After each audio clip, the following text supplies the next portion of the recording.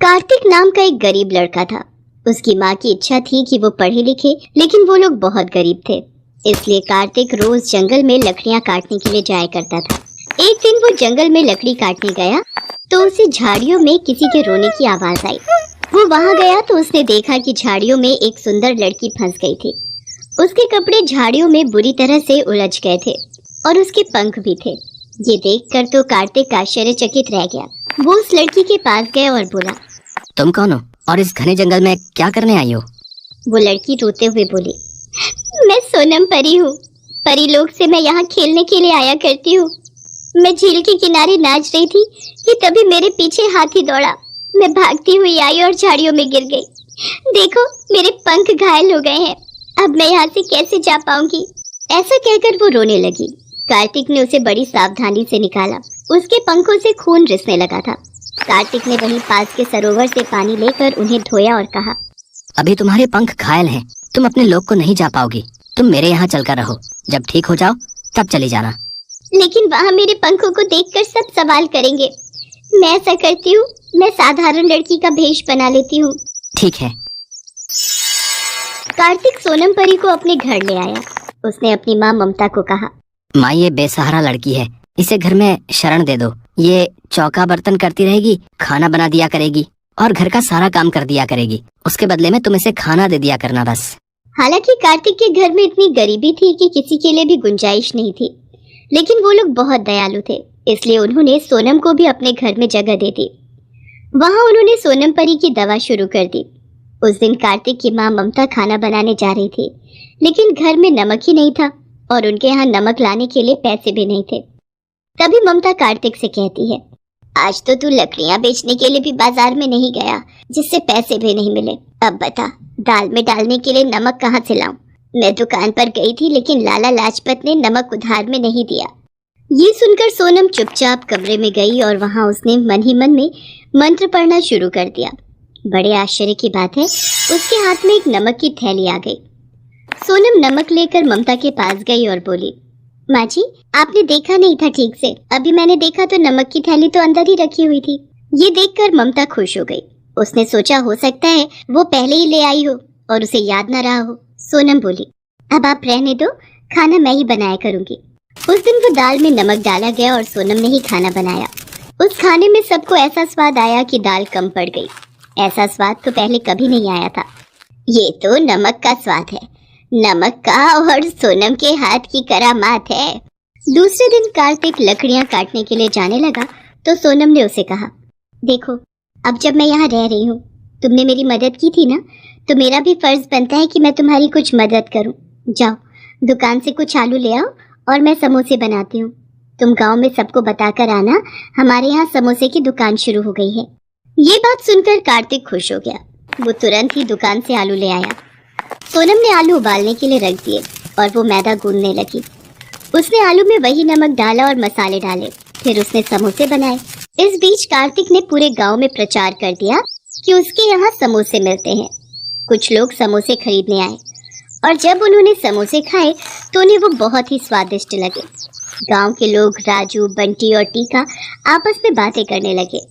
अरे भैया, सुना है कार्तिक के यहाँ समोसे की दुकान खुल गई है। हाँ है, उसके यहाँ कोई बेसहारा लड़की है, उसने बनाया है। सुना है बहुत ही स्वादिष्ट समोसे बनाती है। अरे सुना क्या, मैंने तो आज लेकर खाए हैं, बहुत अच्छे बने हैं भैया। हाँ, मैंने तो इतने स्वादिष्ट समोसे आज तक अपनी जिंदगी में कभी नहीं खाए। मैं तो और भी लेने जा रहा हूँ भैया। हाँ। दोपहर होते होते सारे समोसे बिक गए। दूसरे दिन फिर वही हाल रहा। उसने अब की बार ढेर सारे समोसे बनाए और वो समोसे भी बिक गए। अब तो सोनम के बनाए हुए समोसे आसपास के गांव में तो क्या, आसपास के इलाकों में भी मशहूर हो गए।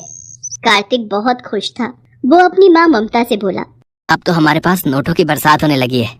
यही हाल रहा तो थोड़े दिनों में हम बहुत अमीर हो जाएंगे। अब हमारे समोसे खरीदने के लिए लाइन लगती है, लाइन। इतनी लंबी लाइन में लोग घंटों खड़े रहते हैं, लेकिन समोसे लेकर ही जाते हैं। और ताज्जुब वाली बात यह है कि नमक की थैली खत्म ही नहीं होती, वो जो की त्यों है।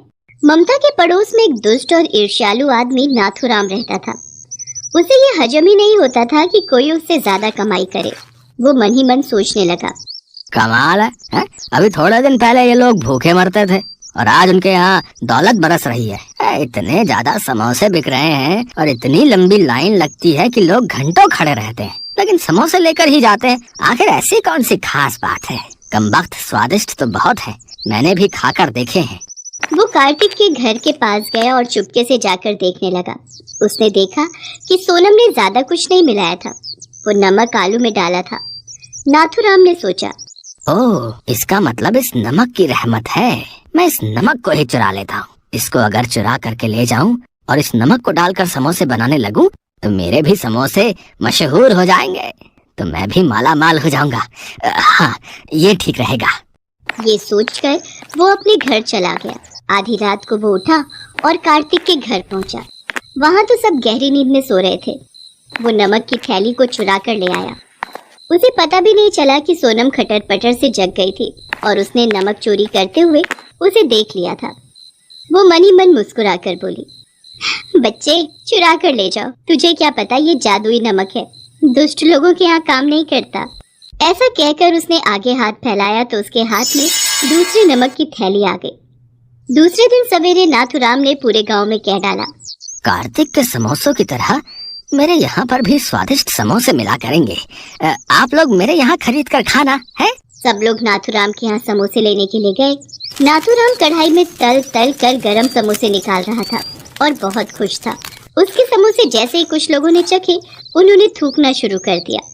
अरे थू थू थू थू थू थू, इतने सड़े आलू इसमें पड़े हैं और इनका स्वाद इतना खराब है। थू थू थू थू थू, हमारे पैसे बर्बाद हो गए भैया। अरे इसने हमें ठग लिया है। भाई मिट्ठू जल्दी से पैसे वापस करो, नहीं तो फिर तुम्हारी पिटाई होगी। हाँ, समझ में नहीं आ रहा ये क्या हो गया। मैंने नमक तो वही चुराया था, तो मेरे समोसे कैसे खराब हो गए। नाथूराम अपना सिर पीटने लगा। लालच के मारे एक आलू की बोरी भी खरीद कर ले आया था। सारे लोग भाग भाग कर कार्तिक के यहाँ पहुँच गए। वहाँ लाइन लगाकर खड़े हो गए। वहाँ गर्मा गर्म समोसे निकाले जा रहे थे और सब लोग खरीद कर खा रहे थे। सोनम परी के घाव अब ठीक हो गए थे। उसने घर में सबको समोसे बनाना सिखा दिया था। अब सोनम परी को अपने परीलोक में जाना था। उसने अपने पंखों को सीधा किया और सबसे विदा लेकर अपने देश के लिए उड़ गई। कार्तिक ने उसे भीगी आंखों से विदाई दी। चंदनपुर गांव में किशन और मदन नाम के दो भाई रहते थे। किशन पैसे वाला था, जबकि मदन गरीब था। किशन एक ढाबा चलाता था। पहले मदन और किशन दोनों ही मिलकर ढाबा चलाते थे, पर जब ढाबा अच्छा चलने लगा तो किशन ने मदन को अपने घर और काम से अलग कर दिया। मदन सीधा साधा था, इसलिए कुछ नहीं बोला।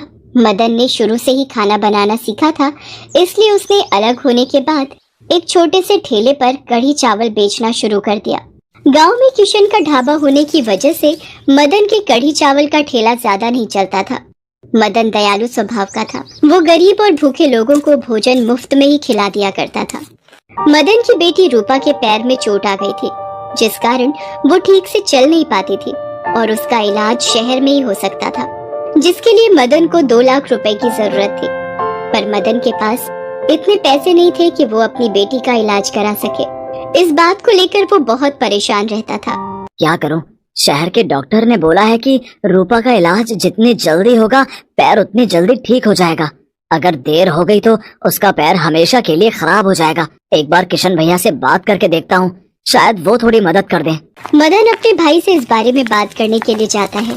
पागल हो रहा है क्या? 2 लाख रुपए कोई छोटी रकम थोड़ी होती है। एक तो पहले ही मेरा ढाबा ठीक से नहीं चल रहा, घर में बड़ी दिक्कत चल रही है, और फिर तू तो कड़ी चावल का ठेला लगाता है। तेरी कमाई नहीं होती क्या जो मुझसे मांगने के लिए आ गया? किशन अभी मदन पर गुस्सा हो ही रहा था कि तभी एक बूढ़ा व्यक्ति किशन के ढाबे पर आता है। भैया कुछ खाने को दे दो, बहुत भूख लगी है, भगवान तुम्हारा भला करे। लो, एक मांगने वाला पहले आया, दूसरा मांगने वाला बाद में आ गया। जब देखो मेरे ढाबे पर भिखारियों की भीड़ लगी रहती है। मेरे ढाबे से फूटी कौड़ी तो क्या, एक निवाला भी किसी को नहीं मिलेगा। चलो जाओ यहाँ से। मदन समझ गया था कि कहीं न कहीं किशन ये सब उसे ही सुना रहा है। वो निराश हो जाता है। बूढ़ा व्यक्ति भूखा ही वापस जा रहा था। तभी मदन उसे आवाज लगाता है। अरे बाबा रुको, पास ही में मेरा ठेला है, वहाँ पर चलो, मैं कुछ खिलाता हूँ। मैं अपना ठेला लेकर वापस घर ही जा रहा था। ये कड़ी चावल है, ये तुम खा लो और अपने घर भी लेते जाओ। जीते रहो बेटा, भगवान तुम्हें जीवन की हर खुशी दे।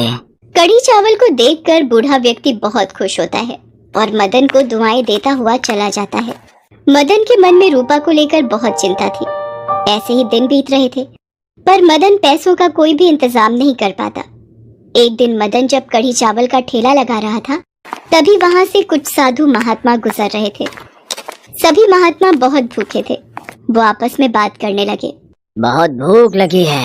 हम साधुओं को देखकर उस ढाबे वाले ने मुफ्त में भोजन खिलाने के लिए साफ मना कर दिया। एक बार इस कढ़ी चावल के ठेले वाले से पूछते हैं, शायद ये हमारी कोई मदद कर दे। हाँ हाँ, पूछ कर देख लेते हैं, नहीं तो भूखे ही मंदिर की ओर बढ़ जाएंगे। बेटा, बहुत भूख लगी है, क्या तुम हमें कुछ खिला सकते हो? हाँ हाँ महात्मा जी, ये तो मेरा बहुत बड़ा सौभाग्य है कि आप मुझ गरीब के ठेले के कढ़ी चावल खाओगे। आप सब यहाँ बैठो, मैं आप सबके लिए कढ़ी चावल की प्लेट बनाता हूँ। मदन सभी साधुओं के लिए बढ़िया तरीके से कढ़ी चावल तैयार करता है। मदन के ठेले के कढ़ी चावल खाकर साधु महात्मा तृप्त हो जाते हैं। तुम सचमुच बहुत दयालु हो, पर तुम कहीं ना कहीं किसी शंका में हो। हमें अपना दुख कहो। मदन उन साधुओं को अपनी परेशानी बताता है। तुम्हें परेशान होने की कोई आवश्यकता नहीं है। हम तुम्हें एक ऐसा मंत्र बताते हैं जिसकी सहायता से तुम जब भी कढ़ी चावल बनाओगे तो वो दुगने हो जाएंगे और उनका स्वाद भी बहुत बढ़िया हो जाएगा। इससे तुम्हारी बिक्री शुरू हो जाएगी।